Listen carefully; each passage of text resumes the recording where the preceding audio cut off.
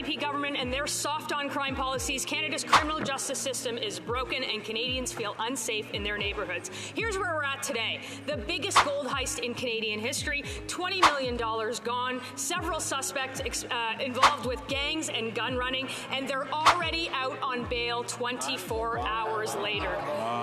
Why does this government think that gangsters who steal millions of dollars deserve to be released back into the community? That's right. The Honourable Minister of Justice and Attorney General for Canada. I thank the member opposite for that important question. I point out to her and to other members of this chamber that we passed significant bail reform legislation in this chamber with the cooperation of premiers around the country and law enforcement officials around the country. What I would also point out to the member opposite is that I share her concern for organized criminality. In fact, I share it so much so that the Budget Implementation Act contains measures that will address money laundering and address financing through criminality. I desperately hope that that member and all of her colleagues will be supporting that aspect of our legislation and helping us to tackle organized crime and money laundering.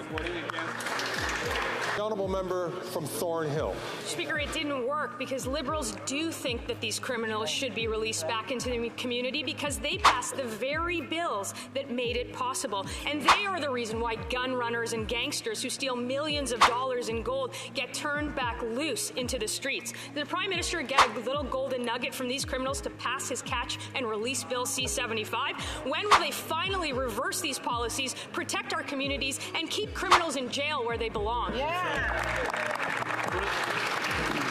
The Honourable Minister of Justice and Attorney General. Mr. Speaker, our resolve to ensure communities are safe is strong.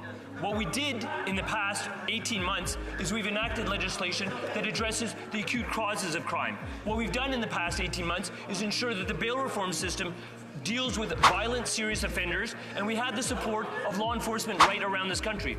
The other thing that law enforcement has been talking to me and my colleague, the Minister of Public Safety, about is the acute need to address organized criminality in this country. Previous times legislation has been in this chamber, they have voted against such legislative initiatives. They have one more opportunity, but they've already announced they won't be supporting us getting tough with money laundering and organized criminality.